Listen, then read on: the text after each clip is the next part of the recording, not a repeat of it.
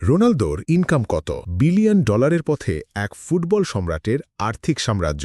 গতকাল রাতে যখন ইউরোপীয় ফুটবলের ট্রান্সফার মার্কেট নিয়ে আলোচনা চলছিল, ঠিক তখনই ফুটবল বিশ্বের এক অমোঘ নাম বারবার উঠে আসছিল, ক্রিশ্চিয়ানো রোনালদো। শুধু মাঠে নয়, মাঠের বাইরেও রোনালদো এমন এক চরিত্র যার আয়ের পরিমাণ শুনে চোখ কপালে উঠবে যে কোনো মানুষের। আজকের এই প্রতিবেদনে আমরা জানব রোনালদোর প্রকৃত ইনকাম কত। শুধুমাত্র একজন খেলোয়াড় নন, বরং এক অর্থনৈতিক সাম্রাজ্যের সম্রাট হয়ে উঠেছেন। ফুটবল খেলেই বিলিয়ন ডলারের পথে। ক্রিশ্চিয়ানো রোনালদো, যিনি বর্তমানে খেলছেন সৌদি আরবের ক্লাব আল নাসারে, তিনি শুধুমাত্র ক্লাব বেতন থেকেই বছরে পাচ্ছেন প্রায় $215 মিলিয়ন।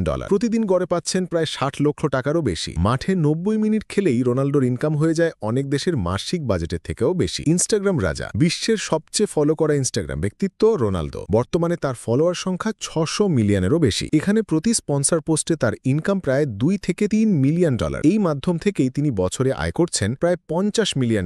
CR7 ব্র্যান্ড, রোনালদোর নিজের ব্র্যান্ড। CR7 শুধু নাম নয়, এটা এখন একটা গ্লোবাল বিজনেস। এই ব্র্যান্ডের অধীনে রয়েছে পারফিউম, অন্তর্বাস, পোশাক, গ্লাসেস, এমনকি হোটেল পর্যন্ত। ইউরোপের বিভিন্ন শহরে পেস্টানা CR7 নামে হোটেল চেন থেকে বছরে তার আয় crore crore dollar. CR7 brand থেকে বার্ষিক আয় $40 মিলিয়ন বেশি। ব্র্যান্ড অ্যাম্বাসেডর হিসেবে রোনালদো বহু বড় বড় ব্র্যান্ডের ব্র্যান্ড অ্যাম্বাসেডর, যেমন Nike, Herbalife, Binance, Jacob and কো। নাইকির সাথে তার লাইফ টাইম কন্ট্রাক্ট, যার মূল্য $1 বিলিয়ন বেশি। শুধু ব্র্যান্ড পার্টনারশিপ থেকেই বছরে রোনালদোর ইনকাম প্রায় $50 থেকে $70 মিলিয়ন। ফিটনেস এবং ইনভেস্টমেন্ট, রোনালদো একজন ফিটনেস ফ্রি এবং এটিকে তিনি বিজনেসেও পরিণত করেছেন। ইউরোপ জুড়ে রয়েছে CR7 ফিটনেস নামে তার নিজস্ব জিম চেন। ফিটনেস এবং হেলথকে ঘিরে তার ইনভেস্টমেন্ট বছরে লক্ষ লক্ষ ডলারের রিটার্ন আনছে। রিয়েল এস্টেট এবং বিলাসবহুল জীবনযাপন, রোনালদোর বিলাসবহুল জীবনযাপন ফুটবল বিশ্বে সুবিদিত। তার স্পেন, পর্তুগাল, যুক্তরাষ্ট্র এবং দুবাইতে একাধিক বাড়ি আছে। মার্বেলা এবং মাদেইরার বাড়িগুলো শুধু বিলাসিতা নয়, বরং বিনিয়োগ। তার গাড়ির কালেকশনও আছে